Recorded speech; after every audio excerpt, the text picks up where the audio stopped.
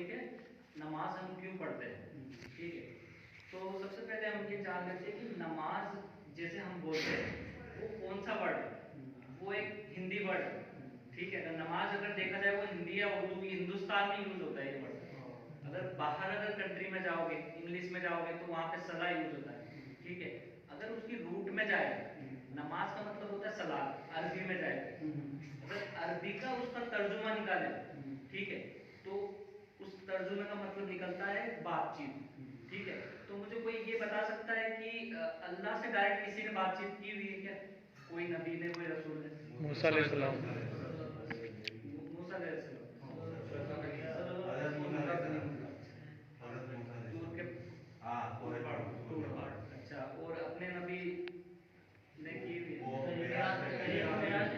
वो तोहफा मिला था नमाज अच्छा, अगर मैं ये बात बोलूँ कि अपन भी कर सकते हैं तो अगर हम भी कर सकते हैं तो कितना अच्छा रहेगा। मतलब यानी कि ये रसूलों के लिए नहीं है, हर किसी के लिए है।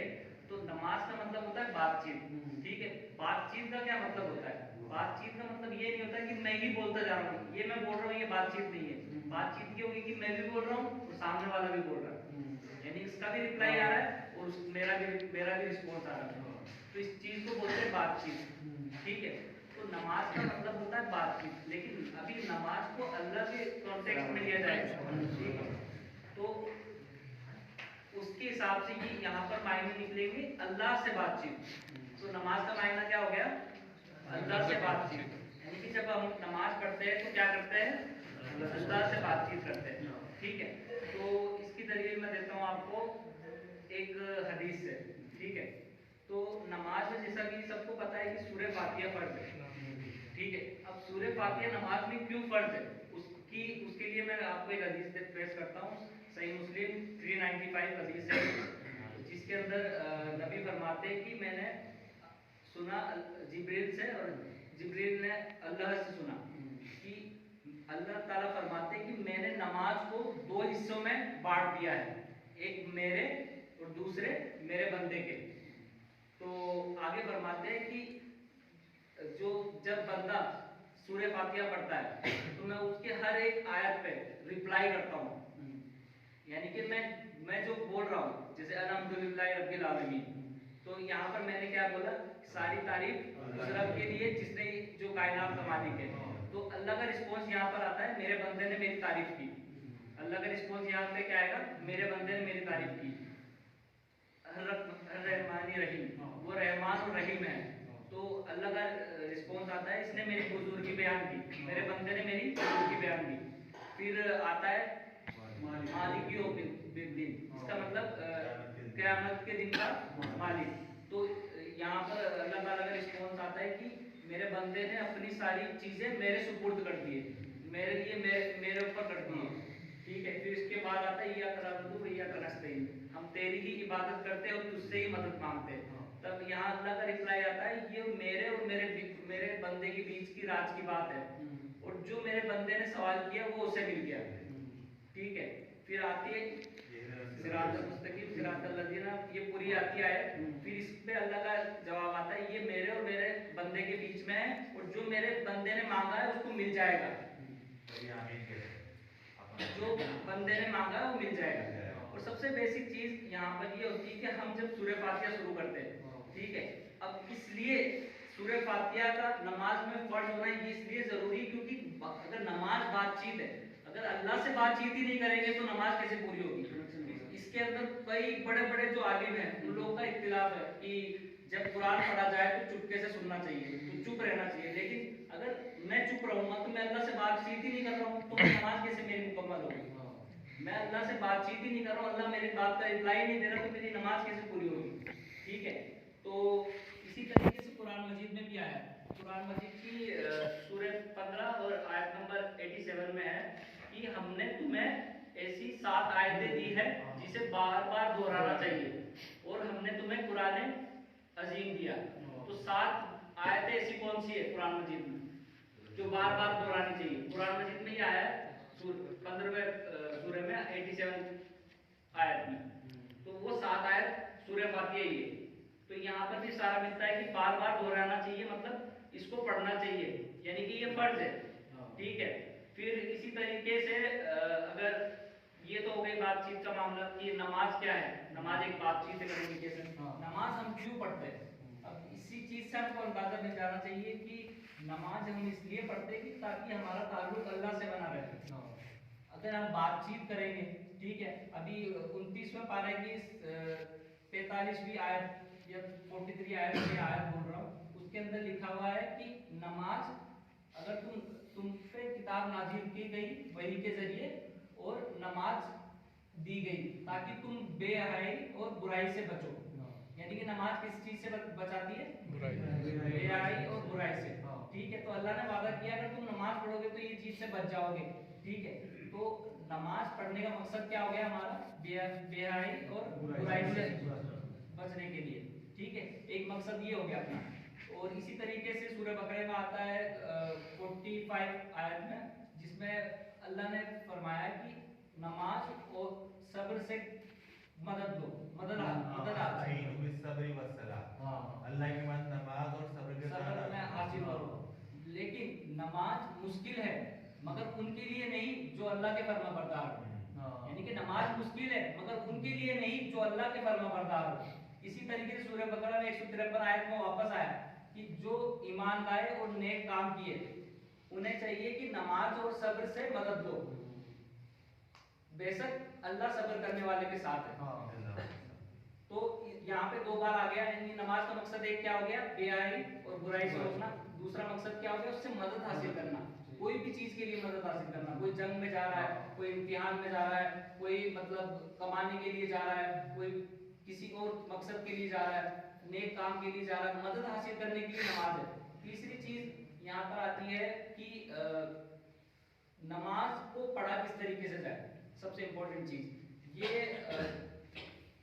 सूरह 4 और आयत नंबर 43, इसके अंदर ये लिखा हुआ है कि अगर तुम नशे की हालत में हो तो तुम्हें नमाज नहीं पढ़नी चाहिए। क्यों? क्योंकि तुम नमाज जब पढ़ते हो तो तुम्हें ये मालूम होना चाहिए कि हम क्या पढ़ रहे हैं। ठीक है, अब अपन को मतलब ही नहीं पता रहेगा तो उसकी अदायगी कैसे होगी।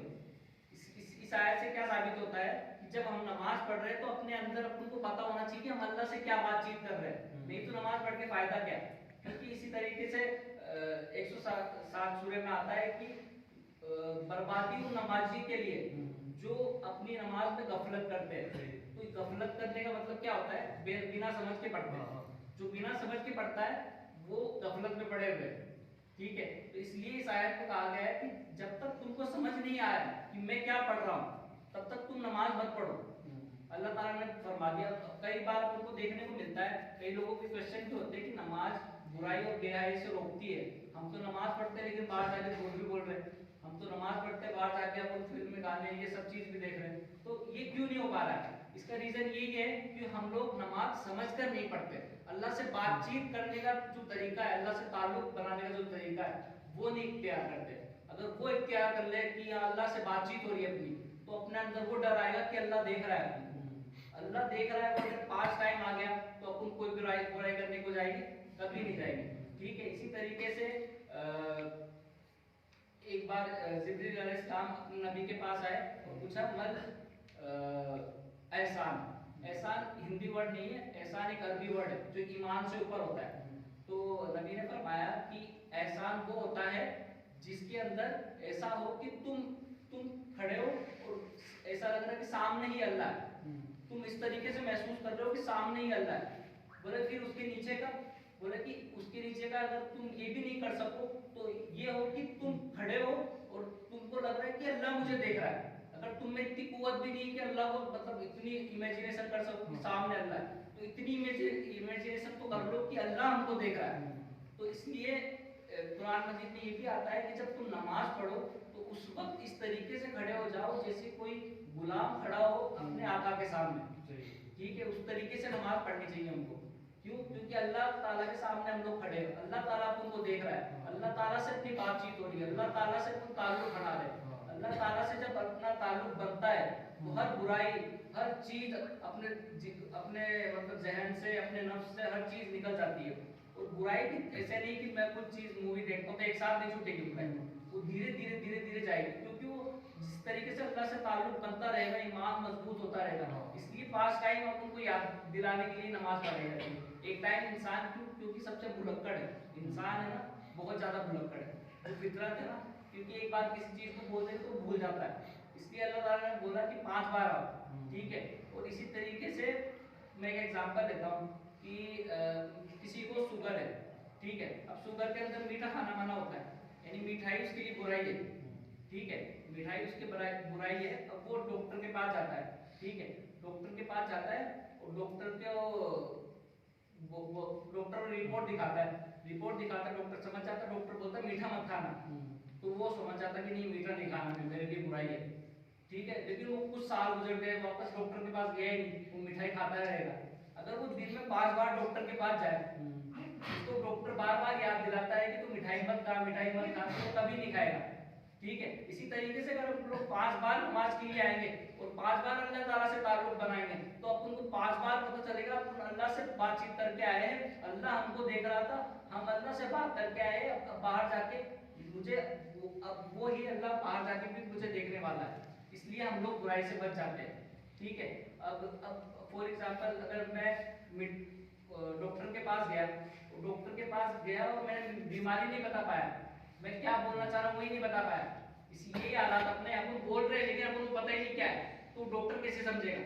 डॉक्टर को समझाना भी तो चाहिए, डॉक्टर तो समझदार है, रिपोर्ट देख के भी समझ जाएगा, लेकिन एक अगर डॉक्टर के सामने अगर अपन पूरी परेशानी नहीं बयान करेंगे कि अपन दिल से क्या चाहते हैं, तो उसका जो रिप्लाई होगा डॉक्टर का वो बताएगा ये करो तुम। यही चीज यही कैफियत नमाज में होती है।